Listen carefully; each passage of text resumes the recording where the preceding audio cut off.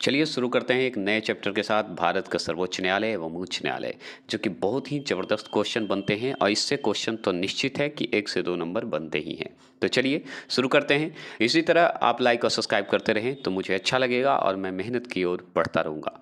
बस आपका सपोर्ट बना रहता है तो अच्छा लगता है और मैं मेहनत के लिए तैयार रहता हूँ। तो चलिए शुरू करते हैं। तो पहला क्वेश्चन से शुरू करेंगे। भारत में सर्वप्रथम सर्वोच्च न्यायालय की स्थापना किसके अंतर्गत हुई है? तो याद रखिएगा, रेगुलेटिंग एक्ट अधिनियम जो है 1773 के तहत किया गया है, मतलब 1773 के तहत किया गया है। रेगुलेटिंग एक्ट अधिनियम आया था 1773 में। उसके तहत क्या हुआ था कि सर्वोच्च न्यायालय को सर्वप्रथम स्थापना किया गया था, इसी के अंतर्गत किया गया था। तो सर्वोच्च न्यायालय की स्थापना कब की गई थी? 1773 में। किसके समय, मतलब कौन से अधिनियम में? तो रेगुलेटिंग एक्ट के अधिनियम में। और सर्वप्रथम किया गया था, याद रखिएगा, इसके अंतर्गत, इसी के माध्यम से किया गया था। ऐसे ही क्वेश्चन कितना भी घुमाएगा आप तो बना लीजिएगा, है ना। चलिए दूसरा क्या बनता है कि भारत में संघीय न्यायालय की स्थापना किस अधिनियम के अंतर्गत आता है? एक देखिए, सर्वोच्च न्यायालय बना जो कि हम 1773 याद रखते हैं। एक संघीय न्यायालय बना था, वो भारत सरकार अधिनियम 1935 के तहत बना था। ठीक है, तो एक संघीय न्यायालय की भी स्थापना हुई थी जिसके अंतर्गत होता है 1935 में, जो कि आगे चल के फिर बताएंगे डिटेल में कि क्या हुआ था। आगे फिर बनता है क्वेश्चन कि भारतीय संविधान के किस भाग में संघीय न्यायपालिका का उल्लेख किया गया है? तो भाग 5 में इसका उल्लेख किया गया है। डायरेक्ट पूछता है कि संघीय जो न्यायालय होते हैं, संघीय मतलब केंद्र के ओर से, समझ जाइए, ऐसे याद रखेंगे। तो संघीय न्यायपालिका की बात अगर करेंगे तो भाग 5 में हम याद रखते हैं, तो भाग 5 हम याद रखेंगे। इसकी चर्चा कहाँ की गई है? भाग 5 में की गई है। भारत सरकार द्वारा अधिनियम 1935 के तहत इसकी स्थापना भी हुई थी, याद रखिएगा। और सर्वोच्च न्यायालय की अगर बात करें, सर्वप्रथम की बात करें, तो रेगुलेटिंग एक्ट 1773 के तहत हुआ था। याद हो गया है? इस क्वेश्चन को देखिए, भारतीय संविधान के संरक्षक कौन है? तो सर्वोच्च न्यायालय ही है। हमारे भारत संविधान का अगर संरक्षक की बात करें तो सर्वोच्च न्यायालय है। ठीक है, तो सर्वोच्च न्यायालय में ही हमारी संरचना, मतलब इसकी संरक्षक होती है, मतलब इसके तहत होता है। मूल रूप से संविधान में, याद रखिएगा, मूल रूप से संविधान में सर्वोच्च न्यायालय के मुख्य न्यायाधीश के अतिरिक्त कितने न्यायाधीश की व्यवस्था थी उस समय? शुरू में मूल रूप से, मतलब शुरुआती बात हो रही है, मूल रूप से तो 7 थी, याद रखिएगा, मतलब 7 था। अगर आपसे पूछे मूल रूप से जब शुरुआत हो रहा था उस समय, तो याद रखिएगा, मूल रूप से अगर पूछेगा संविधान में सर्वोच्च न्यायालय के मुख्य न्यायाधीश के अतिरिक्त अगर पूछे कि कितने न्यायाधीश की व्यवस्था थी, तो आप बताइएगा 7। मूल मतलब होता है कि शुरुआती दौर पे, ठीक है, वास्तविक रूप से शुरू में कितना था? तो 7 था। आगे सवाल आपसे पूछेगा कि वर्तमान में सर्वोच्च न्यायालय के मुख्य न्यायाधीश के अतिरिक्त कितने न्यायाधीश का प्रावधान किया गया है? तो 33। देखिए, शुरू की बात अगर करते हैं हम लोग, तो हम जानते हैं कि 7 थे। अगर वर्तमान की बात करें तो वर्तमान में सर्वोच्च न्यायालय के मुख्य न्यायाधीश जो थे उस समय, याद रखिएगा, वर्तमान में जो अभी हैं तो 33 बोलते हैं। तो याद रखिएगा 33 जो है न्यायाधीश का प्रावधान किया गया है। कहीं कहीं कभी कभी 34 कर देता है, तो आंकड़े को आपको ध्यान रखना होगा बुक के हिसाब से। तो इसे 33 ही मान के चलेंगे क्योंकि यही आंकड़ा सही है अभी। ठीक है, आगे सवाल बनता है कि उच्चतम न्यायालय के न्यायाधीशों की संख्या में वृद्धि करने की शक्ति जो है किसके पास है? तो संसद के पास है। देख रहे हैं, अगर मान लीजिए उच्चतम न्यायालय में न्यायाधीशों की संख्या के अगर हम बढ़ाना है, जैसे 33 अभी बढ़ा है, तो किसका काम है? तो संसद का काम है, याद रखिएगा, पार्लियामेंट का काम होता है। अगर आपसे पूछे कि सर्वोच्च न्यायालय में मुख्य न्यायाधीश की नियुक्ति कौन करता है, तो जितने भी सर्वोच्च न्यायालय के अगर मुख्य न्यायाधीश की बात होगी, नियुक्ति की बात होगी, तो हम राष्ट्रपति को याद करेंगे। याद रखिएगा, हम पढ़े थे राष्ट्रपति में, या कल ही का वीडियो आप देखे होंगे, उसमें आप पढ़े होंगे कि राष्ट्रपति जो होते हैं, राष्ट्रपति को नियुक्त कौन करता है? सर्वोच्च न्यायालय के मुख्य न्यायाधीश करते हैं, है ना। और याद रखिएगा, राष्ट्रपति किसको नियुक्त करता है? तो सर्वोच्च न्यायालय के न्यायाधीश को करते हैं, एक दूसरे को नियुक्त करते हैं, याद रखिएगा। शपथ का अलग अलग है, ठीक है, शपथ ये तो दे सकते हैं, ठीक है, लेकिन राष्ट्रपति शपथ किस शपथ बोल रहे, त्याग पत्र किसको देते हैं? त्याग पत्र देते हैं उपराष्ट्रपति को, बस इतना है। लेकिन नियुक्त करेगा कौन? सर्वोच्च न्यायालय के मुख्य न्यायाधीश नियुक्त करेंगे। और राष्ट्रपति किसको नियुक्त करेंगे? तो सर्वोच्च न्यायालय के मुख्य न्यायाधीश को नियुक्त करेंगे। याद हो गया, जो कि मैंने कल पढ़ाया भी है। अगर वीडियो नहीं देखें तो देख लीजिएगा जाकर। देखिए, कभी कभी नोटिफिकेशन नहीं जाता है तो मेरे प्लेलिस्ट बना हुआ है भारतीय पॉलिटिकल करके, ऑनलाइनर, याद रखेंगे, जाके पढ़ लीजिएगा। सारे बन चुके हैं, लगभग हो चुके हैं, समझिए ये अंतिम चल रहा है, मतलब अंतिम कहने का मतलब 1-2 और चैप्टर, 3-4 चैप्टर बच रहे हैं जो कि खत्म होने वाले हैं। ठीक है, सर्वोच्च न्यायालय के बाद राज्यपाल का आने वाला है, राज्यपाल के बाद फिर और आएंगे 2-3 चैप्टर और होंगे, बस खत्म हो जाएगा पॉलिटिकल, फिर आ जाएंगे इंडियन ज्योग्राफी, फिर साइंस आपका चलेगा। सर्वोच्च न्यायालय के अन्य न्यायाधीशों की नियुक्ति कौन करता है? तो याद रखिएगा, सर्वोच्च न्यायालय के मुख्य न्यायाधीश के परामर्श से राष्ट्रपति करते हैं, याद रखिएगा। तो अगर आपसे पूछे कि सर्वोच्च न्यायालय के मुख्य न्यायाधीश की भी नियुक्ति कौन करता है? राष्ट्रपति करते हैं। अगर राष्ट्रपति करते हैं तो अन्य मुख्य न्यायाधीश की भी तो नियुक्ति होगा, याद रखिएगा। तो किसकी नियुक्ति पर होगा, किसकी कहने पर होगा? तो सर्वोच्च न्यायालय के मुख्य न्यायाधीश कहेंगे कि भाई इनको भी नियुक्त कर दीजिए, तो इनको भी नियुक्त करेंगे। कौन करेंगे? राष्ट्रपति ही करेंगे और कोई नहीं करेगा, ये ध्यान रखिएगा। मैं बता दूं, बहुत सारा कमेंट आ रहा है, मैंने बोला है कि अगर बुक का बारे में जानना है तो पोस्ट किया हुआ है, जाइएगा और पोस्ट को देखिए, उसमें बुक के साथ बुक का जो है थंबनेल भी दिया हुआ है, आप उसका नाम भी है द रिमाइंडर बुक, और उसे रिमाइंडर भी बोलते हैं, द एम बुक भी बोलते हैं, तो आप जाकर ले सकते हैं। और इसका ज़्यादा प्राइस नहीं है, 300 का लमसम है, आप जाके चेक कर लीजिए, ठीक है, ले लीजिएगा तो अच्छा होगा, आपके हर कंपटीशन के लिए बहुत ही बेनिफिट होता है, याद रखिएगा। चलिए, भारत के कार्यवाहक मुख्य न्यायाधीश की नियुक्ति कौन करता है? तो देखिए, राष्ट्रपति को करता है। तो भारत के जो कार्यवाहक होते हैं मुख्य न्यायाधीश की नियुक्ति कौन करता है? राष्ट्रपति करते हैं, जो कि अभी दोबारा क्वेश्चन अलग अलग ढंग से पूछा है ना। ऊपर क्या पूछा था कि सर्वोच्च न्यायालय के मुख्य न्यायाधीश की नियुक्ति कौन करता है? राष्ट्रपति करते हैं। कार्यवाहक कौन है? मुख्य न्यायाधीश की नियुक्ति कौन करता है? तो यही है, राष्ट्रपति ही करेंगे वहाँ के कार्यवाहक को। तो कौन है कार्यवाहक भाई? समझ रहे हैं ना, मुख्य न्यायाधीश। सर्वोच्च न्यायालय के तदर्थ न्यायाधीश की नियुक्ति किस देश की न्याय प्रणाली से प्रेरित है? तो याद रखिए, फ्रांस से। जो हमारा जो सर्वोच्च न्यायालय का जो न्यायाधीश है, न्यायाधीश जो होते हैं, मतलब मुख्य न्यायाधीश कहिए जो कहिए, उनकी नियुक्ति जो हुआ है, हम किस देश से लिए हैं, मतलब किस देश का स्रोत है? तो याद रखिएगा, फ्रांस से हम ये चीज़ लिए हैं, याद रखिएगा। तो ये चीज़ अगर आपसे पूछेगा तो क्लियर हो जाएगा कि कहाँ से लिया गया है मुख्य न्यायाधीश की चर्चा, ये सब, तथा जो न्यायाधीश की नियुक्ति जो होता है कहाँ से लिए हैं, किस न्याय से लिए हैं? तो हम फ्रांस से लिए हैं। अगर आपसे पूछे सर्वोच्च न्यायालय में तदर्थ न्यायाधीश की नियुक्ति कौन करता है? तो याद रखिए, राष्ट्रपति की अनुमानित ठीक है, अनुमानित प्राप्त कर सर्वोच्च न्यायालय का मुख्य न्यायाधीश करता है। देखिए, तदर्थ न्यायाधीश होते हैं, जैसे एक अस्थाई हुआ, एक अस्थाई रूप से माना जाता है, जो कि ये दोनों में कार्य कर सकते हैं। अगर मान लीजिए उनकी जगह पे कोई नहीं है तो ये आ सकते हैं, है ना। तो इन्हीं को तदर्थ न्यायाधीश के रूप में हम जानते हैं। तो याद रखिएगा, तदर्थ न्यायाधीश की नियुक्ति कौन करेगा? तो घुमा फिरा के याद रखिएगा, राष्ट्रपति ही करेगा, और कौन करेगा? तो अगर आप मान लीजिए नहीं समझे कि तदर्थ न्यायाधीश क्या है, क्या होंगे, अगर पूछेगा, जैसे ही पूछेगा, मान लीजिए ये वर्ड आ गया तदर्थ न्यायाधीश, तो मार दीजिए राष्ट्रपति, सही हो जाएगा। नियुक्ति करेगा कौन? मुख्य न्यायाधीश का नियुक्ति करेगा कौन? राष्ट्रपति ही करेंगे ना, बस क्लियर, समझ गए? कुछ भी हो कर देना है, राष्ट्रपति। त्यागपत्र की बात होगी तो अलग हो जाता है, जो कि मैंने पढ़ाया है पीछे वीडियो में, देख लीजिएगा।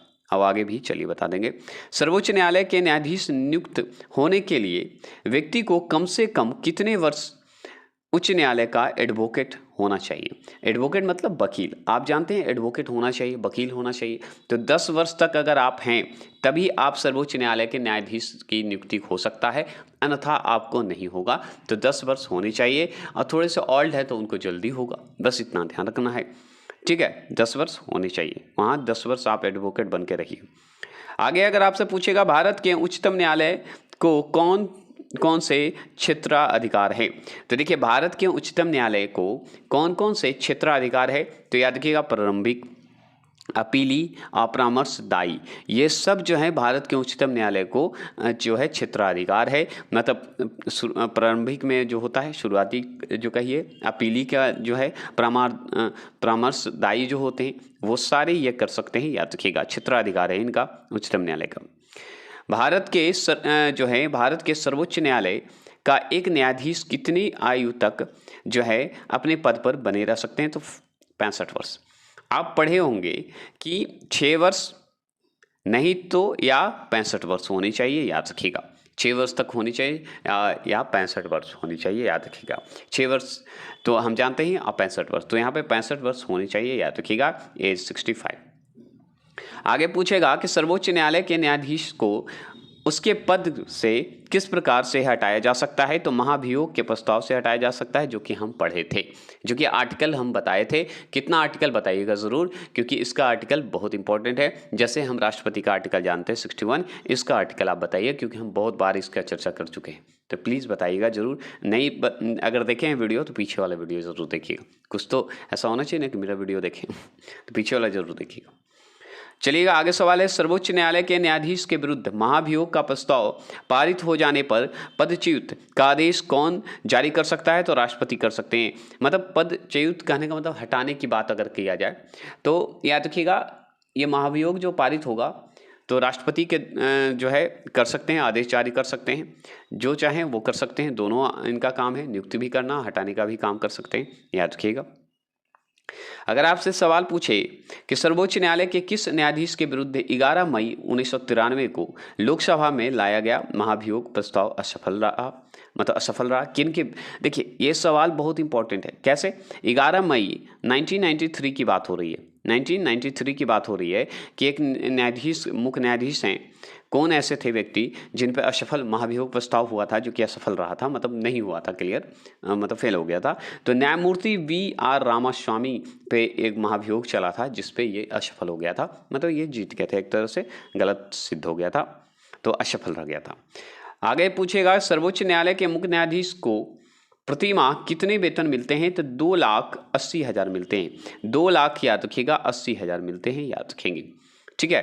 2,80,000 याद रखिएगा। आगे आपसे पूछेगा, सर्वोच्च न्यायालय के अन्य न्यायाधीशों को प्रतिमाह कितने मिलते हैं? तो 2,50,000। देखिए, 2 लाख मुख्य न्यायाधीश का है, 2,80,000 है, याद रखिएगा, ठीक है। अगर अन्य न्यायाधीश जो होते हैं, उनके अंडर जो नीचे होते हैं, कम होते हैं, तो 2 लाख तो मिलेगा ही, ये निश्चित है, लेकिन 50,000 मिलेगा, मतलब 3 कम मिलता है, और क्या। चलिएगा, इस क्वेश्चन को देखिए, सर्वोच्च न्यायालय के जजों का वेतन किससे अराहित होता है? तो याद रखिए, संचित निधि से होता है। किससे होता है? तो संचित निधि से। अगर सर्वोच्च न्यायालय के जजों का वेतन अगर पूछा जाए किससे अराहित होता है, मतलब किसके अराहित होता है, मतलब कहने का मतलब संचित निधि से मिलता है वेतन। किसे? जजों को, याद रखिएगा, एडवोकेट को, है ना, एडवोकेट को नहीं, जजों को, जो उच्चतम न्यायालय के मुख्य न्यायाधीश होते हैं, उन लोगों को किसके द्वारा मिलता है? संचित न्यायालय। इसमें सभी को मिलते हैं, एक तरह से आप एडवोकेट को भी जोड़ सकते हैं, ठीक है, ठीक है ना, याद रखिएगा, मतलब वकील को, जज को जो कर सकते हैं, दोनों आएंगे संचित निधि में ही आते हैं। जब राष्ट्रपति और उपराष्ट्रपति दोनों के पद खाली हों, तब उनका काम कौन करता है? तो भारत के मुख्य न्यायाधीश करेंगे, और कोई नहीं करेंगे। अगर राष्ट्रपति उपराष्ट्रपति, हम बहुत बार पढ़े हैं, अगर नहीं रहेंगे तो क्या करेंगे? भारत के मुख्य न्यायाधीश। यहाँ पे देखिए, कंफ्यूज मत होइएगा, हम क्लियर कर देते हैं कि जजों का अगर वेतन की बात होगी तो हम संचित निधि ज़्यादा इंपॉर्टेंट है, क्योंकि वकील का वैसा पूछता नहीं है। वकील से सिर्फ एक ही बात पूछता है कि जज अगर आपको बनना है या मुख्य न्यायाधीश बनना है, तो आपको 10 वर्ष आपको क्या रहना पड़ेगा? एडवोकेट, मतलब वकील रहना पड़ेगा। लेकिन पेमेंट का इसमें चर्चा ज़्यादा नहीं पूछता है, याद रखिएगा, पेमेंट का, वकील का पेमेंट का ऐसा कोई चर्चा नहीं करता है, लेकिन जजों का करता है, क्योंकि जजों का फिक्स होता है कि संचित निधि से दिया जाता है, क्योंकि एक प्राइवेट एडवोकेट भी होते हैं, है ना। तो इस तरह के एडवोकेट होते हैं, जो कि उनका तो पेमेंट आप जानते हैं कैसे आता है। तो याद रखिएगा, जजों का वेतन की अगर बात करें तो हम मानते हैं कि क्या होना चाहिए? संचित निधि से मिलेगा। तो जज को याद रखिएगा, एडवोकेट का उतना चर्चा नहीं होता, क्योंकि क्वेश्चन ऐसा बनते हुए हम नहीं देखे आज तक। आगे सवाल है कि ये तो पढ़ लिया कि अगर राष्ट्रपति उपराष्ट्रपति नहीं रहेंगे तो कौन भाई? भारत के मुख्य न्यायाधीश होंगे। आगे सवाल पूछेगा, भारत के मुख्य न्यायाधीश ने राष्ट्रपति के रूप में कार्य किया? तो याद रखिएगा, न्यायमूर्ति M. हिदायतुल्लाह ने काम किए थे। अगर मान लीजिए राष्ट्रपति नहीं थे, राष्ट्रपति और उपराष्ट्रपति नहीं थे, तो मुख्य न्यायाधीश जो हिदायतुल्लाह थे, न्यायमूर्ति हिदायतुल्लाह जो थे, वो बने थे, एक दिन उनके जगह पे कार्य किए थे। याद रखिएगा, एक दिन मतलब उनके जगह पे कार्य किए थे, जब तक राष्ट्रपति नहीं बन गए, याद रखिएगा। सर्वोच्च न्यायालय के अधिकार क्षेत्र में वृद्धि करने का अधिकार किसे प्राप्त है? तो संसद को है। हाँ, देखिए, इसी क्वेश्चन को दोबारा क्वेश्चन पूछा है, शुरू में पढ़े थे ना कि अगर वृद्धि करने की बात होगी सर्वोच्च न्यायालय में तो कौन करेगा? तो संसद करेगा, पार्लियामेंट करेगा, जो कि हम ऊपर भी पढ़े। इससे क्या होता है, रिपीट होने से आपको माइंड में सेट हो जाएगा और आपको याद हो जाएगा, जो कि आपको टेबल के रूप में भी बता देंगे कौन कौन कहाँ कहाँ इंपॉर्टेंट सर्वोच्च न्यायालय है और कितना इंपॉर्टेंट माना जाता है ना। चलिए, इस जगह को देखिए, क्वेश्चन को, इस क्वेश्चन को देखिए कि सर्वोच्च न्यायालय में न्यायिक कामकाज के लिए किस भाषा का प्रयोग किया जाता है। तो याद रखिएगा, हिंदी तो होगा ही और अंग्रेजी का भी किया जाता है। तो सर्वोच्च न्यायालय में न्यायिक कामकाज की अगर बात हो तो हिंदी व अंग्रेजी दोनों का काम होता है। अब याद रखिएगा, ठीक है, हिंदी और अंग्रेजी दोनों का काम आएगा, क्योंकि क्षेत्रीय भी तो आ जाते हैं जिनको जरूरी है कि इंग्लिश आए, है ना। तो ग्रामीण क्षेत्रीय सब भी तो हाई कोर्ट अपर केस करते हैं, तो दोनों होनी चाहिए। अब भाषा की बात होगी तो हिंदी अंग्रेजी दोनों होगा, याद रखिएगा। भारत के संविधान का कौन सा अनुच्छेद जो है निर्धारित करता है कि उच्चतम न्यायालय की समस्त कार्यवाही अंग्रेजी भाषा में होगी। तो याद रखिएगा आर्टिकल 348 होगा, याद रखिएगा 348 होगा, याद रखिएगा 348 बताइएगा आर्टिकल होते हैं, अनुच्छेद होते हैं जो कि उच्चतम न्यायालय के समस्त कार्यवाही अंग्रेजी में होगा, याद रखिएगा। तो समस्त जो कार्यवाही होते हैं, कार्य होते हैं, वो अंग्रेजी में होंगे। किस में बताता है? तो 348 अनुच्छेद में चर्चा करता है, ठीक है। ये क्वेश्चन पूछता है आपसे और पूछेगा कि भारत में न्यायपालिका कैसी है। तो स्वतंत्र है, याद रखिएगा, एकदम बहुत इजी क्वेश्चन है। स्वतंत्र है, इंडिपेंडेंट है, आप जानते हैं, है ना। अगर आपसे पूछे कि भारत में न्यायपालिका का स्वरूप कैसा है, तो एकीकृत है, याद रखिएगा। तो भारत में न्यायपालिका का स्वरूप अगर आपसे पूछा जाए तो क्या बताइएगा? एकीकृत है, हम ध्यान रखेंगे। भारत में राष्ट्रपति और उपराष्ट्रपति के निर्वाचन में विवाद के मामले को किसके प्रस्तुत किया जाता है, मतलब किसको बोला जाता है कि भाई इस सोल्यूशन, मतलब इस विवाद को आप शांत कीजिए। तो भारत के उच्चतम न्यायालय का काम है ये, याद रखिएगा, ठीक है। होता है ना कभी कभी, याद रखिए। राष्ट्रपति कानून मामलों में किसके परामर्श लेता है? तो सर्वोच्च न्यायालय का परामर्श लेता है। ये क्वेश्चन सब करवा चुके हैं कि राष्ट्रपति का अगर कानूनी मामला का परामर्श लेना हो तो सर्वोच्च न्यायालय से लेगा। किस अनुच्छेद के अंतर्गत उच्चतम न्यायालय को परामर्शदात्री बनाया गया है? तो याद रखिएगा आर्टिकल 143 को बनाया गया है। अगर 143 जो अनुच्छेद हैं उसके अंतर्गत क्या है कि उच्चतम न्यायालय के जो परामर्शदात्री बनाया गया है, ये इसी आर्टिकल के तहत हुआ है, जो कि कानून का, जो राष्ट्रपति कानून का बात अगर करना हो या परामर्श लेना हो तो सर्वोच्च न्यायालय से लेते हैं। तो ये आर्टिकल इसी में चर्चा है, किसमें? 143 में, कि आप परामर्शदात्री बन सकते हैं, आप दे सकते हैं राष्ट्रपति को, ठीक है। किसे न्यायिक पूर्णावलोकन का अधिकार प्राप्त है? तो उच्चतम न्यायालय को ही है। पूर्णावलोकन कहने का मतलब कि दोबारा उस केस को अपना अगर जो है उस पर अगर लग रहा है कि ये गड़बड़ है तो फिर से आप कर सकते हैं। तो आप पढ़े थे, ये सारा मैं करवा चुका हूँ, और ये सर्वोच्च न्यायालय का स्पेशल था ऑनलाइन, तो मैंने सोचा इसको करवा देना है। केंद्र और राज्यों के विवादों का समाधान करना सर्वोच्च न्यायालय का कौन सा क्षेत्रीय अधिकार है? तो प्रारंभिक है, याद रखिएगा।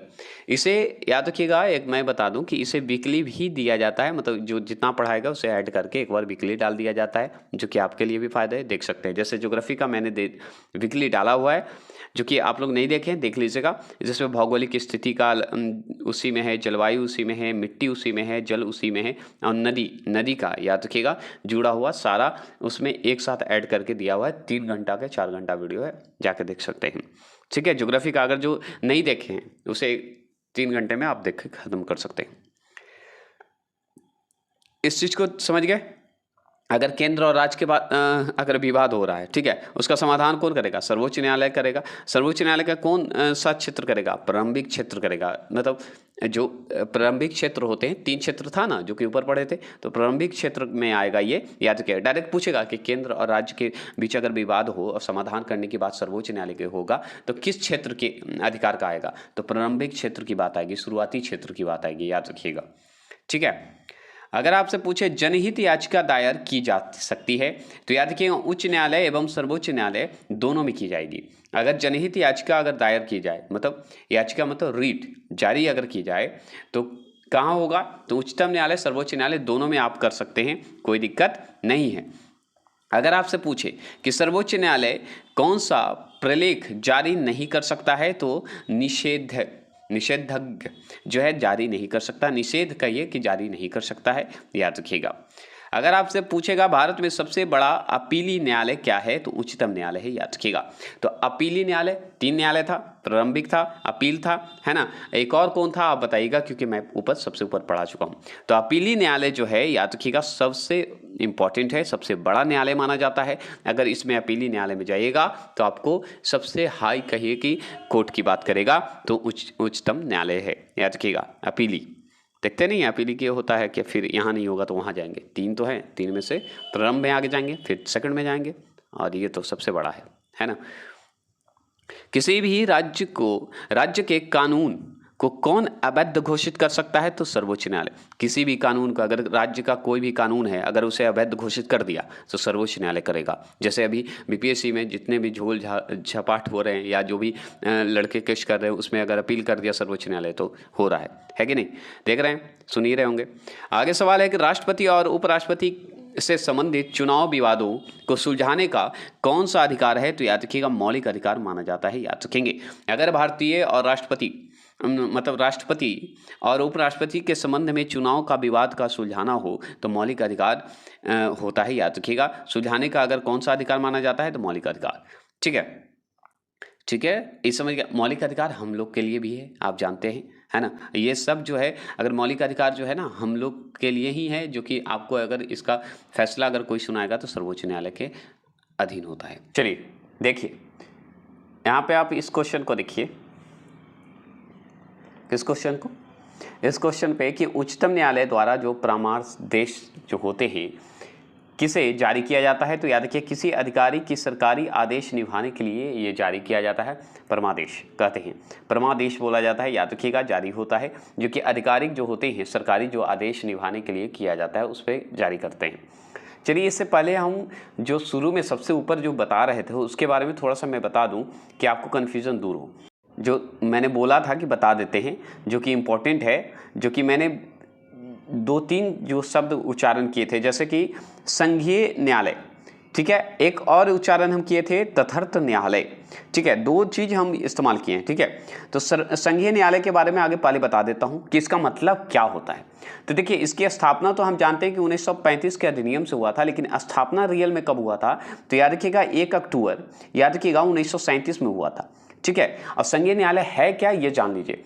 संघीय न्यायालय क्या था कि भाषा के आधार पर हुआ था, मतलब भाषा के संबंध में ही इस पे बहस हुई थी, ठीक है। तो अंग्रेजी ही हम मानते थे संघीय न्यायालय का, हम जानते थे कि 1 अक्टूबर, जो मैंने बोला अभी 1937, ठीक है, थोड़ा मिट गया था, है ना। तो याद रखिएगा, संघीय न्यायालय की बात करते हैं। तो संघीय न्यायालय में मैंने बोला कि इस पे जो चर्चा हुआ था भाषा के आधार पर हुआ था, भाषा के संबंध में हुआ, क्योंकि अंग्रेजी हम जानते थे, अंग्रेजी से होता था पहले जो भी न्यायालय होते थे, कागज उगज।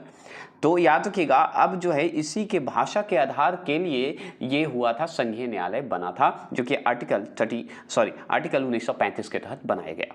तो संघीय न्यायालय के बारे में समझ गए, स्थापना समझ गए, 1937 में हुआ था। और अधिनियम कौन सा है? तो याद रखिएगा 1935, ठीक है, याद रखेंगे। अब चलते हैं थोड़े से तथार्थ, जो हम वर्ड यूज किए थे, कहाँ पे है, थोड़ा सा 1 मिनट वक्त दीजिए। हाँ देखिए, तथार्थ न्यायालय की बात करते हैं। तो तथार्थ न्यायाधीश के बारे में शब्द जो है बहुत उटपटांग है, 2-3 बार में आ चुका है।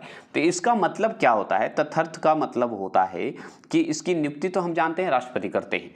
ये एक तरह से अगर इंग्लिश वर्ड में कहें तो एक हॉक है, हॉक की तरह है। मतलब कहने का होता है इसे विशेष या लक्ष्य के लिए बनाया जाता है, मतलब कुछ समय के लिए, नियमबद्ध है, मतलब नियम से है, कुछ समय के लिए बनाया जाता है, कुछ अवधि के लिए बनाया जाता है, कुछ समय के लिए बनाया जाता है। इसका आर्टिकल अगर आपसे पूछता है तो आर्टिकल याद रखिएगा 127 के तहत बना था, 127 के तहत, मतलब 127 के तहत ये आर्टिकल में तथार्थ न्यायाधीश की चर्चा है, जो कि अभी बताया नहीं गया, जो कि मैं बता दे रहा हूँ। इसका क्या था कि विशिष्ट परियोजना के मामले में या अवधि के लिए यह बनाया गया था, जो कि सर्वोच्च न्यायालय के ही आदेश पे बनाया गया था, जो कि राष्ट्रपति नियुक्त कर लिए आते हैं। तो उसके लिए ये बना था तथार्थ न्यायाधीश, जो कि कुछ अवधि के लिए आता है और फिर चला जाता है। तो याद रखेंगे, ठीक है। तो याद रखिएगा आर्टिकल 127। तो ये इंपॉर्टेंट था बताना, इसलिए मैं बता दिया। और अगर जरूरी समझ गए, तथार्थ नियम का एक हॉक के रूप में होता है, कुछ समय के लिए आता है, नियमित होते हैं और किसी विशेष या लक्ष्य के लिए ये कानून बनता है, ठीक है। मान लीजिए एक मूवी का नाम देते हैं अपरिचित। अपरिचित मूवी देखे होंगे, उसमें जज बैठते हैं बहुत सारे और वो अपरिचित आता है, अपना देता है। तो उस तरह का समझिए कि बनाए जाते हैं, समझ गए।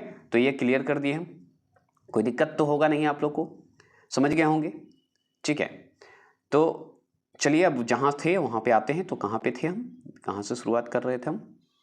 चलिए थोड़ा सा वक्त दीजिए, ठीक है, यहाँ था। तो उच्चतम न्यायालय का परामर्श जो है, परामर्श देश जो समझ गए क्या था, सरकारी आदेश को निभाने के लिए होता है कि इस पे अगर जो नहीं निभाएंगे उसके लिए ये कानून था। आगे सवाल है किस न्यायालय द्वारा लाभ का पद जो है परिभाषित किया गया है, तो सर्वोच्च न्यायालय द्वारा ही लाभ का जो पद होता है उसे परिभाषित किया गया है, याद रखिएगा, थोड़ा फास्ट चलेंगे। आगे सवाल है भारतीय संविधान का कौन सा अनुच्छेद जो है संवैधानिक विवाद में सर्वोच्च न्यायालय के अपील क्षेत्राधिकार से संबंधित है। मतलब कि भारत संविधान का कौन सा ऐसा आर्टिकल है जो कि संवैधानिक विवाद में, संवैधानिक जो विवाद होते हैं सर्वोच्च न्यायालय के अपील क्षेत्रीय अधिकार से संबंधित है। तो देखिए इसमें आर्टिकल अगर आपसे पूछे तो 134A बताइएगा, मतलब 134 बताइएगा आर्टिकल ए में को मिलाकर जो 133 को पढ़ा जाए उसके तहत ये रखा गया है, याद रखिएगा। ठीक है, क्लियर। आगे से चलेंगे तो आगे से देखिएगा सर्वोच्च न्यायालय ने संविधान की आधारभूत संरचना की घोषणा किस मामले में की थी, तो केशवा चंद भारतीय के मामले में की थी, याद रखिएगा। तो किसके मामले में, केशवा चंद भारतीय के मामले में यह किया गया था। तो अगर आपसे पूछे सर्वोच्च न्यायालय ने संविधान की आधारभूत संरचना की बात करेगा, घोषणा की गई थी, तो किस मामले में, केशव चंद भारतीय मामले में, याद रखिएगा।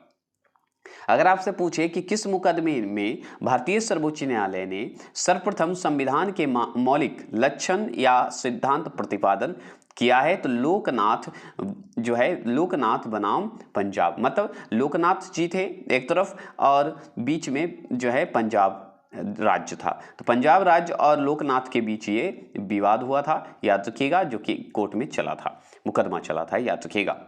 ठीक है, तो आप समझ गए। अगर आपसे पूछेगा तो सर्वप्रथम ये हुआ था मौलिक लक्षण का सिद्धांत प्रतिपादित हुआ था, मौलिक से संबंधित था, याद रखेंगे। भारत के सर्वोच्च न्यायालय ने संविधान के आधारभूत ढांचे के सिद्धांत को स्पष्ट किया है, तो याद रखिएगा वो किया है शंकरी प्रसाद जो है, शंकरी प्रसाद वाद, याद रखिएगा, शंकरी प्रसाद वाद 1951 में किए हैं, याद रखिएगा। तो शंकरी प्रसाद वाद 1951 में हुआ है, इसकी चर्चा याद रखिएगा। अगर सर्वोच्च न्यायालय में प्रथम न्यायाधीश कौन थे, तो ये पूछता है, तो याद रखिएगा सर्वोच्च न्यायालय के प्रथम मुख्य न्यायाधीश की अगर बात करेगा तो हीरालाल जे कानिया का नाम आता है, कानिया जी का नाम आता है, याद रखिएगा। तो हीरालाल जे कानिया का नाम आता है, याद रखेंगे। अगर आपसे पूछे सर्वोच्च न्यायालय के किस मुख्य न्यायाधीश ने कार्यकारी राष्ट्रपति के रूप में कार्य किया है, तो याद रखिएगा हिदायतुल्लाह ने किए थे।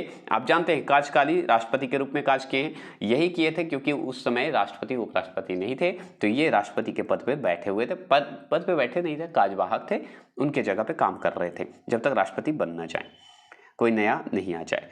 चलिएगा, अब इसमें चलेंगे किनका किनका नाम है इस सर्वोच्च न्यायालय से संबंधित है, उनका नाम, जो कि अभी 2-3 नाम पढ़ चुके हैं।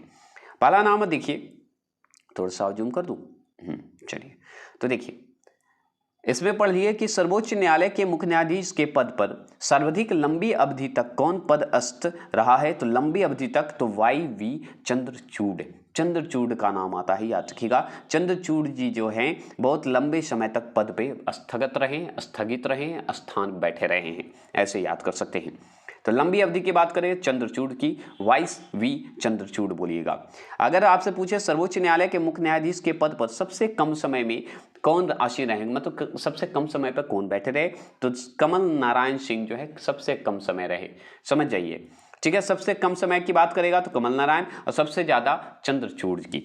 ठीक है, आगे सवाल आपसे पूछे तो उच्चतम न्यायालय की सबसे पहली महिला न्यायाधीश कौन थी, तो फतिमा बीवी थी, याद रखिएगा। अगर महिला की बात करेगा तो याद रखिएगा उच्चतम न्यायालय की सबसे पहली महिला न्यायाधीश कौन थी, तो फतिमा बीवी। ये एक चीज मैं बताऊं आप लोग को, जो हम लोग प्रथम न्यायाधीश पढ़ते हैं, प्रथम प्रधानमंत्री पढ़ते हैं, प्रथम उपराष्ट्रपति पढ़ते हैं, जो वन लाइनर जो पढ़ते हैं हम लोग, अगर हम सारे टॉपिक वाइज पढ़ लें तो हमको तो ऐसे ही याद हो जाएगा। फतिमा बीवी जो प्रथम महिला हैं, जो हम इतना बार पढ़े होंगे लूसेंट पे, जो कि हम इसमें देखिए वन लाइनर के साथ उच्चतम सर्वोच्च न्यायालय की भी प्रैक्टिस हो गई और पढ़ भी लिए, फतिमा बीवी का नाम भी आ गया, दिमाग में आ गया, है ना।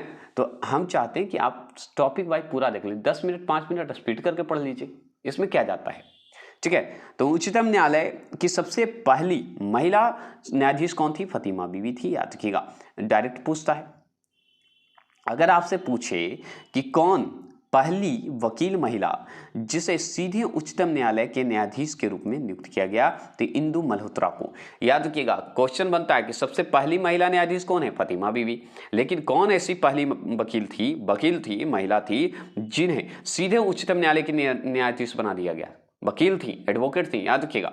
तो इंदु मल्होत्रा ये सबसे पहली थी, याद रखिएगा, जिन्हें डायरेक्ट वकील से एकदम उच्चतम न्यायालय के न्यायाधीश बना दिया गया। आगे सवाल पूछता है कि जब भारतीय न्यायिक पद्धति में लोकहित मुकदमा लाया गया तब भारत का मुख्य न्यायमूर्ति थे कौन? तो पी.एन. भगवंती का नाम आता है, भगवंती का नाम आता है, याद रखिएगा, भगवंती का नाम आएगा, याद रखिएगा। तो अगर पी.एन. भगवंती का नाम आता है तो याद रखेंगे क्यों आता है भाई? तो याद रखिएगा, भारतीय न्यायिक पद्धति में लोकहित मुकदमा लाना था, लोक के लिए, लोकहित मतलब हम लोग के लिए या न्याय के लिए, पब्लिक के लिए, ऐसे याद रखेंगे। तो लोकहित मुकदमा लाया गया तब भारत के लिए जो न्यायमूर्ति थी वो थे पी.एन. भगवंती थे, याद रखिएगा। ठीक है, आगे चलेंगे। आगे सवाल आपसे पूछेगा कि कौन सा अनुच्छेद जो है सर्वोच्च न्यायालय को अभिलेख न्यायालय का स्थान प्रदान करता है? तो याद रखिएगा आर्टिकल 129 करता है, याद रखिएगा आर्टिकल 129 करता है, बस इतना ध्यान रखना है। तो कौन सा अनुच्छेद जो है सर्वोच्च न्यायालय को अभिलेख न्यायालय का स्थान प्रदान करता है? तो अनुच्छेद 129 करता है, यह हमेशा ध्यान रखिएगा। ठीक है, तो अगर अभिलेख न्यायालय का स्थान पूछे तो आर्टिकल 129 बता दीजिएगा। अगर आपसे पूछे संविधान की व्याख्या करने का अंतिम अधिकार किसे प्राप्त है? तो सर्वोच्च न्यायालय को है, याद रखेंगे।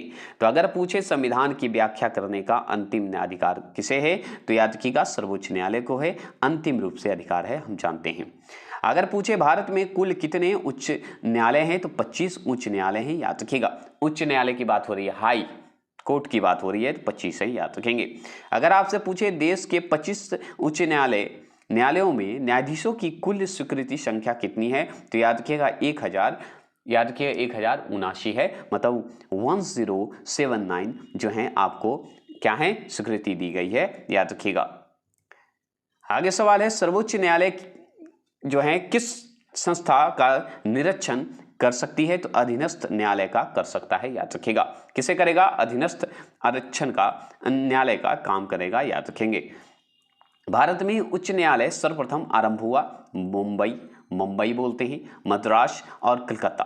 देखिए, इस कलकत्ता से एक घटना याद आती है जो कि हम पोस्ट किए हैं, बहुत ही दुखद था और अच्छा भी नहीं लगता है कि ऐसे बेरहम लोग कैसे आ जाते हैं, तो बहुत अफसोस होता है। क्या बोले इस पे, कोई शब्द क्या बोले उसे? अगर जज हैं, वकील हैं, सब हैं, तो इसे हो जाना चाहिए, पकड़ाने से नहीं होने चाहिए, डायरेक्ट, समझ रहे हैं, होने चाहिए। तो चलिए, भारत में उच्च न्यायालय सर्वप्रथम आरंभ जो है मुंबई, मद्रास और कलकत्ता, याद रखेंगे, जुड़े हुए, याद रखिएगा, ये 3 जगह सबसे पहले शुरू हुआ था। याद रखेंगे मुंबई, मद्रास और कलकत्ता उच्च न्यायालय की स्थापना किस वर्ष हुई थी? तो याद रखिएगा 1862 ईस्वी में हुआ था, याद रखिएगा। 1862 में इसकी चर्चा मतलब स्थापना हुई थी, जो कि 3 ही थे उच्चतम न्यायालय, जो कि मुंबई, मद्रास और कोलकाता, जो कि 1862 में हुआ था। अगर आपसे पूछे कि मुंबई, मद्रास अगर कलकत्ता उच्च न्यायालय की स्थापना किस अधिनियम के अंतर्गत हुआ था? तो देखिए 62 में हुआ था, मतलब 1862 में हुआ था, तो किस अधिनियम द्वारा? भारत उच्च न्यायालय अधिनियम 1861, 1861 में हुआ था। 1861 के अधिनियम के तहत क्या हुआ था? 62 में स्थापना हुई थी, मुंबई, मद्रास और कलकत्ता का उच्च न्यायालय की स्थापना हुई थी। ये तो क्लियर हो गया। अब सवाल पूछता है कि भारत के किस उच्च न्यायालय में न्यायाधीशों की संख्या सबसे अधिक है? सबसे अधिक है, तो याद रखिएगा इलाहाबाद के उच्च न्यायालय में सबसे अधिक है। सोचिए, उच्च न्यायालय में सबसे अधिक है, याद रखिएगा इलाहाबाद में। अगर आपसे पूछे कि भारत के किस उच्च न्यायालय में न्यायाधीशों की संख्या सबसे अधिक है, तो इलाहाबाद में, याद रखिएगा, इलाहाबाद के उच्च न्यायालय में।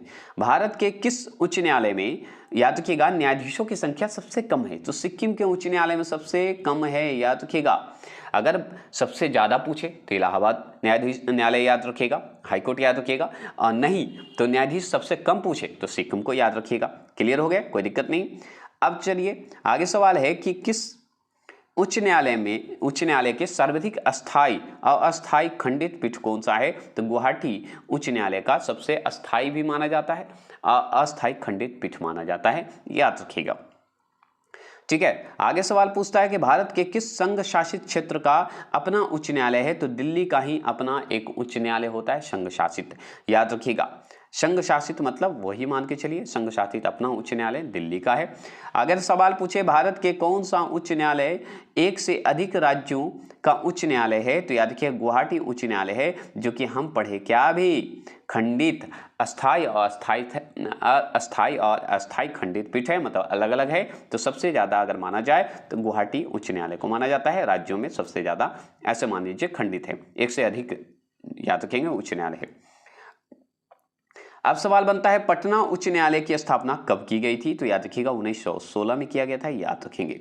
तो 1916 ईस्वी में किया गया था, याद रखिएगा, ये बहुत ही इंपॉर्टेंट है।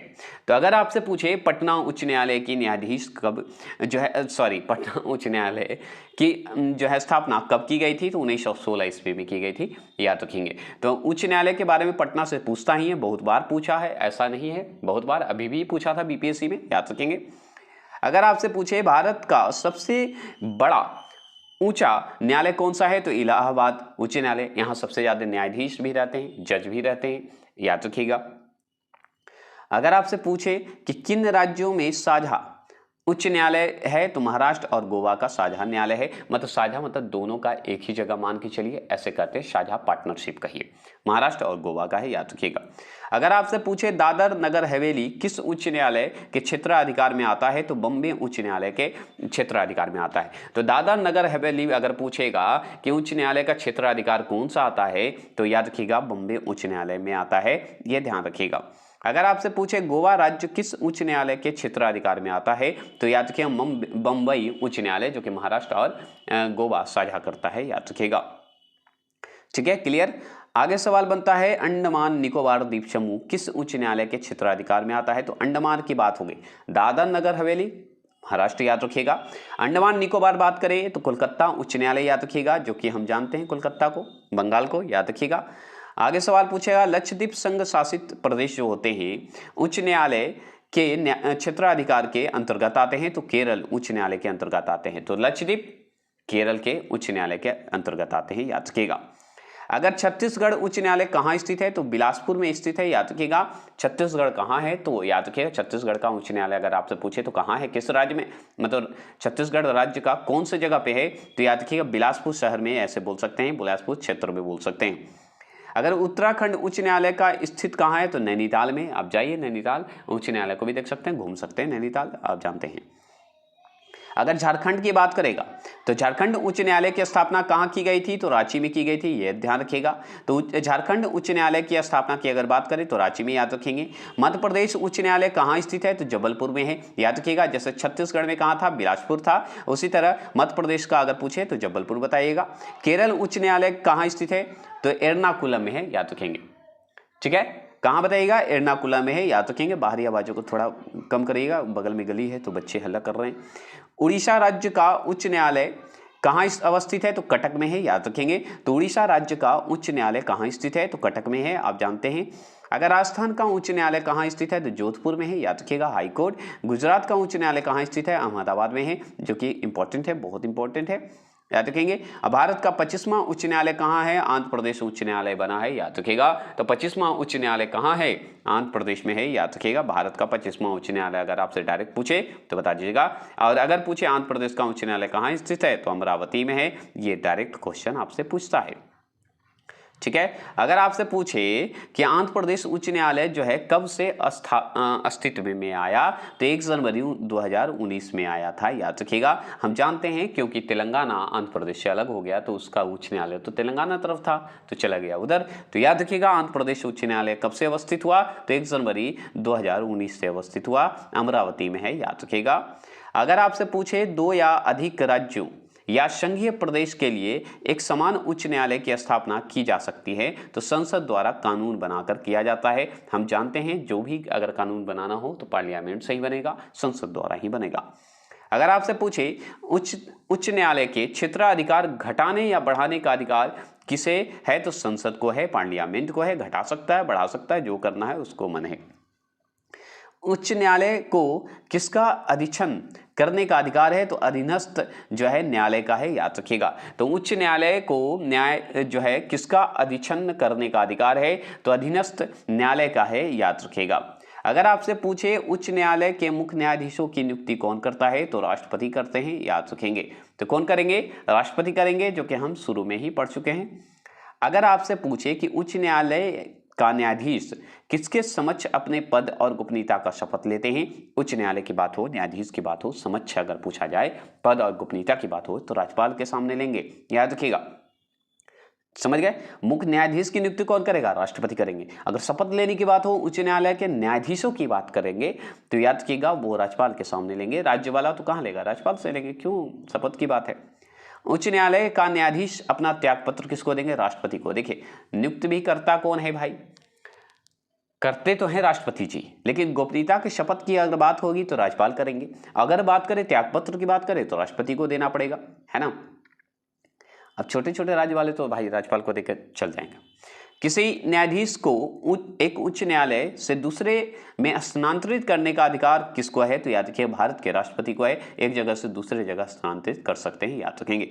अगर पूछा जाए उच्च न्यायालय के न्यायाधीशों के सेवानिवृत्त का अधिकतम उम्र कितना है? 62 है। इसका भी है 6 वर्ष से, याद रखिएगा 6 वर्ष या 62 वर्ष, मतलब 62 वर्ष हैं, याद रखिएगा। एक बात बता दूं, क्लियर कर देता हूं, सर्वोच्च न्यायालय के न्यायाधीशों की अगर नियुक्ति की बात होगी तो 65 वर्ष इसका एज माना जाता है और राष्ट्रपति करते हैं, याद रखिएगा। उच्च न्यायालय के न्यायाधीशों की सेवानिवृत्त की बात करें तो 3 साल कम कर दीजिए, 62 वर्ष कर दीजिए, लेकिन 6 वर्ष ही रहेगा, याद रखिएगा। ठीक है, 6 वर्ष या 62 वर्ष होते हैं, याद रखिए। दोनों में से कोई ऑप्शन आएगा तो आप क्लियर कर दीजिएगा। अगर 62 वर्ष ऑप्शन नहीं हो तो 6 वर्ष कर दीजिएगा। 6 वर्ष तक कार्य करेंगे, कार्य अपना निभाएंगे दोनों।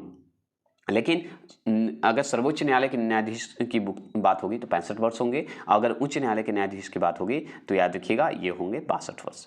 दोनों क्लियर कर दिया हूं मैं, कंफ्यूजन दूर कर लीजिएगा प्लीज। अगर दिक्कत होगी कमेंट बॉक्स में करेंगे, जरूर करेंगे। उच्च न्यायालय के मुख्य न्यायाधीश को प्रति माह कितने वेतन मिलते हैं? तो 2,50,000, जो कि हम बताए थे। इनका जो सर्वोच्च न्यायालय के न्यायाधीश होते हैं उनको 2 लाख तो मिलते ही हैं, लेकिन 80 मिलते हैं और इनको 50 मिलते हैं, बस इतना ध्यान रखना है। ठीक है, अगर बात करें तो किस राज्य के किसी राज्य के उच्च न्यायालय के न्यायाधीशों के वेतन अगर भत्ते की बात करें तो ये भी जो है संचित निधि से होता है। तो मैंने बोला था कि न्यायाधीश जो होते हैं उनकी अगर संचित निधि से ही वेतन बनता है, भत्ते बनते हैं, और न्यायमूर्ति का भी मुख्य न्यायाधीश का भी बनता है, याद रखिएगा। आपसे सवाल अब बनता है कि प्रथम महिला कौन थी भाई उच्च न्यायालय की?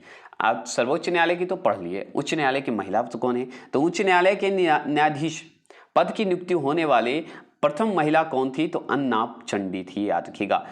एक बात बता दूं, फतीमा बीबी जो थी सर्वोच्च न्यायालय की बात करता है, ठीक है, लेकिन अगर उच्च न्यायालय के न्यायाधीश की बात करें, मतलब राज्यों की बात हो रही है ना, राज्य में जो उच्च न्यायालय है उस तरह के राज्य में जो हो रहा है उसकी बात हो रही है, तो उसके प्रथम महिला कौन है? तो अन्ना चंडी है। तो उच्च न्यायालय होता है, एक सर्वोच्च न्यायालय होता है, जान में करते हैं, है ना। सर्वोच्च न्यायालय को तो सुपर हाई कोर्ट बोल दीजिए और इसे हाई कोर्ट बोल दीजिए, ठीक है। अपना अपना तरीका है याद करने का, मैं बस बता देता हूं क्योंकि अपना तरीका बेस्ट रखिएगा, क्योंकि किसी का तरीका काम नहीं आता है। मेरा ट्रिक बताया हुआ काम नहीं आएगा, अपना ट्रिक आपका काम आएगा। ट्रिक हमको लगता है बेकार है, खुद पढ़िए, 3-4 बार सुनिए, 100% याद हो जाएगा, रिजल्ट भी आएगा। लिखिए खूब, देखिए याद आएगा। उच्च न्यायालय के मुख्य न्यायाधीश पद पर नियुक्त होने वाली प्रथम महिला कौन थी? तो लीला सेठ थी। देखिए, अगर उच्च न्यायालय के न्यायाधीश की नियुक्ति होने वाली प्रथम महिला कौन है? अन्ना चांडी, ठीक है। अगर उच्च न्यायालय के मुख्य न्यायाधीश पद पर नियुक्त होने वाली प्रथम महिला कौन है? तो याद रखिएगा वो है लीला सेठी। मुख्य न्यायाधीश पद पर, याद रखिएगा, एक होता है न्यायाधीश पद पर नियुक्त होने वाली प्रथम महिला कौन हो गई? अन्ना चंडी। और उच्च न्यायालय का मुख्य न्यायाधीश पर नियुक्त होने वाली प्रथम महिला लीला सेठी। तो मुख्य न्यायाधीश आएगा तो लीला सेठी, और नियुक्त होने वाली प्रथम महिला नियुक्त हो गई उच्च न्यायालय पे, याद रखिएगा, तो अन्ना चंडी याद रखेंगे, ठीक है। आगे है कि सबसे पहले किस उच्च न्यायालय ने घोषणा की थी कि बंद जो है असंवैधानिक है? तो याद रखिए केरल उच्च न्यायालय जो है, याद रखिएगा, बंद असंवैधानिक है। तो सबसे पहले किस उच्च न्यायालय ने घोषणा की थी कि बंद असंवैधानिक है? तो केरल उच्च न्यायालय ने किया था, याद रखिएगा। अगर पूछे आपसे भारत में चलित न्यायालय मोबाइल कोर्ट कहते हैं का श्रेय किसे जाता है? डॉक्टर APJ अब्दुल कलाम को जाता है। तो अगर भारत में चलित न्यायालय की बात करें श्रेय जाता किसे है? तो APJ अब्दुल कलाम को। अगर आपसे पूछे विधि आयोग के किस अध्यक्ष ने अपनी रिपोर्ट के समर्थन किया है कि प्रत्येक उच्च न्यायालय के 1/3 न्यायाधीश दूसरे राज्य में होने चाहिए? तो न्यायाधीश HR खन्ना का नाम आता है, याद रखिएगा, खन्ना का नाम आता है, क्योंकि ये बोले थे कि विधि आयोग के जो अध्यक्ष थे HR खन्ना अपनी रिपोर्ट में समर्थन किए थे कि प्रत्येक उच्च न्यायालय में 1/3 न्यायाधीश दूसरे राज्य में से होना चाहिए, दूसरे राज्य से होने चाहिए, ये ध्यान रखिएगा। अगर उच्च न्यायालय के न्यायाधीशों को प्रति माह कितना वेतन देना चाहिए? तो 2,25,000 होना चाहिए, याद रखिएगा। अन्य न्यायाधीश की बात करें तो जो हाई हैं, मुख्य हैं, उनको 50 और अन्य हैं तो उनको 25 होंगे, आधा मिलेगा, याद रखिएगा। नेक्स्ट चैप्टर हम राज्यपाल पढ़ेंगे, याद रखिएगा। चलिए उसके बारे में तो बात की बात करते हैं। अगर अब चलते हैं कि हमारे भाई राज्य में सबसे इंपॉर्टेंट न्यायाधीश कहाँ कहाँ हैं, कब इसकी स्थापना हुई, तो चलिए पढ़ लेते हैं। तो देखिए इसमें थोड़ा सा आपको दिख नहीं रहा होगा, तो हम आगे क्या करते हैं कि स्थापना याद कर लेते हैं, फिर उसके बाद हम क्षेत्र याद करते हैं। तो स्थापना और क्षेत्र को हम देख लेते हैं, उसके बाद क्या करेंगे कि मूल स्थान कहाँ है। तो देखिए मूल स्थान आप याद रखिएगा, ये सब तो आप जान ही रहे हैं, जो कि मैं पढ़ा चुका हूँ। इसका खंडपीठ कौन कौन है? लखनऊ है, पोर्टरबिल है, मतलब बटा हुआ है ना, याद रखेंगे। तो ये ठीक है, खंडपीठ मतलब अलग अलग क्षेत्र में, जैसे चेन्नई, मदुरई और भी जगह पे बटा हुआ है, याद रखिएगा, एक ही जगह पे नहीं है। ठीक है, जैसे इलाहाबाद को आप देखिए, ठीक है, इलाहाबाद को देखिए, इसकी स्थापना कब हुई थी? 1866 में हुआ था, ठीक है, हाईकोर्ट को, जो कि उत्तर प्रदेश में है, हम जानते हैं। कलकत्ता की अगर बात करें 1862 में हुआ था, जो कि हम पढ़े थे, कलकत्ता, मुंबई, मद्रास पढ़े थे, जो कि पश्चिम बंगाल, अंडमान निकोबार द्वीप समूह दोनों के क्षेत्र में आते हैं। अगर इसकी बात करें तो 1862 में आया था, और मद्रास भी 1862 में आया था, जो कि हम पढ़े हैं अभी। तो महाराष्ट्र, गोवा, दादरा नगर हवेली, दमन-दीव, जो कि तीनों का ये साझा करता है, हम जानते हैं। मुंबई और मद्रास को आता है 1882 में, तमिलनाडु और पुडुचेरी को, दोनों को क्या करता है? साझा करता है ये मद्रास कोर्ट, मद्रास मुख्य जो है उच्च न्यायालय, याद रखिएगा। अगर आपसे पूछे कर्नाटक न्यायालय की बात करें तो कर्नाटक न्यायालय याद रखिएगा 1884 में बना था, जो कि कर्नाटक को ही साझा करता है। पटना उच्च न्यायालय जो है 1916 में बना था, जो कि बिहार में ही है, आप जानते हैं, बिहार राज्य में है, क्षेत्र है, राज्य है। अगर जम्मू कश्मीर की बात करें, जम्मू कश्मीर उच्च न्यायालय की बात करें 1928 में हुआ था, जो कि जम्मू कश्मीर का ही बस, याद रखिएगा। गुवाहाटी की बात करें तो 1948 में है। असम, मणिपुर, मेघालय, नागालैंड, त्रिपुरा, मिजोरम और अरुणाचल प्रदेश, ये गुवाहाटी जो है उच्च न्यायालय, याद रखिएगा। गुवाहाटी जो न्यायालय है 1948 में तो इसकी स्थापना हुई थी, ठीक है, याद रखिएगा। लेकिन बात करते हैं, ये सबसे बड़ा है, जो कि खंडपीठ है, क्षेत्रीय में बटा हुआ है, क्षेत्रीय में आधिकारिक क्षेत्र है। तो असम वाले लोग भी, मणिपुर वाले भी, मेघालय वाले भी, नागालैंड वाले भी, त्रिपुरा, मिजोरम वाले भी और अरुणाचल प्रदेश, सारे लोगों के साथ साझा करता है खंडपीठ मतलब बटा हुआ है, मतलब यहाँ इतने राज्य का लोग गुवाहाटी हाई कोर्ट में आके अपना काम कर सकते हैं, मतलब केस का मुकदमा चला सकते हैं, और चलता है। तो सबसे लंबा इसी का चलता है, याद रखिए, सबसे लंबा जो है साझा कौन करता है? तो गुवाहाटी करता है, याद रखिएगा। गुवाहाटी उच्च न्यायालय की बात करते हैं। उड़ीसा में याद रखिए 1948 में है, जो कि उड़ीसा के कटक क्षेत्र की बात करता है, याद रखिएगा, जो कि हम पढ़े थे। राजस्थान में अगर बात करें तो ये सब मैं बता चुका हूँ कि जोधपुर का क्षेत्र है, जो कि हमारा 1949 में ही बना था, राजस्थान का हाईकोर्ट, याद रखिएगा, मतलब उच्च न्यायालय, याद रखेंगे। केरल का याद रखिएगा 1958 में, और मद्रास का 1956 में, जो कि मद्रास और केरल लक्षद्वीप दोनों का है ना। इस चीज़ को आप ध्यान से खाली देख लीजिएगा। अगर बात करें गुजरात की बात करें 1960 में है, 1960 में गुजरात में है, जो कि हम बताए थे अहमदाबाद में है इसका। दिल्ली केंद्र शासित प्रदेश है, जो कि ये बहुत ही इंपॉर्टेंट है, 1966 में है, दिल्ली में बनाया गया था। तो 1966 में क्या हुआ था? दिल्ली में जो है उच्च न्यायालय की स्थापना हुई थी, जो कि इंपॉर्टेंट माना जाता है। हिमाचल प्रदेश 1971 में, याद रखिएगा, हिमाचल प्रदेश जो कि शिमला में है, इसका चलता है। पंजाब और हरियाणा का बात करें 1966 में ही हुआ था, पंजाब, हरियाणा, चंडीगढ़ तीनों को ये साझा करता है। सिक्किम की बात करें तो याद रखिए, साझा का मतलब समझ रहे हैं, वहाँ का कोर्ट के क्षेत्र को अपना साझा करता है, ठीक है, यहाँ आके अपना केस मुकदमा चला सकते हैं। सिक्किम में 1975 की बात करते हैं, और उसी समय जब स्थापना हुआ था उसी समय ये सिक्किम का बन गया था हाईकोर्ट, याद रखिएगा। उच्चतम न्यायालय जो कि गंगोट को जो है सपोर्ट करता है, ठीक है। आगे सवाल अगर बात करें छत्तीसगढ़ का, तो 2000 में हुआ था, उत्तराखंड 2000 में हुआ था और झारखंड भी 2000। क्यों? क्योंकि इस समय ही अलग अलग हुए थे। झारखंड भी 2000 में हुआ था, उत्तराखंड भी और छत्तीसगढ़ भी 2000 में, जो कि छत्तीसगढ़ उत्तराखंड क्षेत्रीय अधिकार है। मेघालय की बात करें 2013 में हुआ है। मेघालय याद रखिए बना है। उच्चतम न्यायालय की बात करें, उच्च न्यायालय की बात करें, तो मेघालय न्यायालय की बात करें तो 2013 में हुआ था। शिलोंग में क्षेत्र है इसका। मणिपुर भी 2013 में हुआ है, त्रिपुरा भी 2013 में। तो ये जो है क्षेत्र जो है इम्फाल है और अगरतला है, याद रखिएगा इसका उच्च न्यायालय का। आंध्र प्रदेश का 2019 में और तेलंगाना का भी 2019 में हुआ है, याद रखिएगा। तो आंध्र प्रदेश और तेलंगाना दोनों अलग हुए थे, अब जानते ही हैं। उससे फिर 2019 में क्या हुआ, आंध्र प्रदेश और तेलंगाना में अलग अलग बन गए। तो आंध्र प्रदेश का अगर पूछे उच्च न्यायालय कहाँ है, तो अमरावती में है, और याद रखिएगा तेलंगाना का हैदराबाद है। बस क्लियर, जो कि पहले से ही है, जो कि हम मानेंगे, लेकिन इसकी स्थापना 2019 में क्योंकि नया राज्य बना था। तो आज के लिए इतना ही रखते हैं। अच्छा लगे तो प्लीज़ सब्सक्राइब लाइक कीजिएगा। ये चीज़ को पीडीएफ में दे दिया जाएगा, बस वेट करेंगे, आज या कल तक आपको पीडीएफ दे दिया जाता है, बस वेट करिएगा। ठीक है, जय हिंद, जय भारत। अगर अच्छा लग रहा है तो प्लीज़ सपोर्ट करें, सब्सक्राइब करें और बताएं कि कैसा लग रहा है, प्लीज़। धन्यवाद।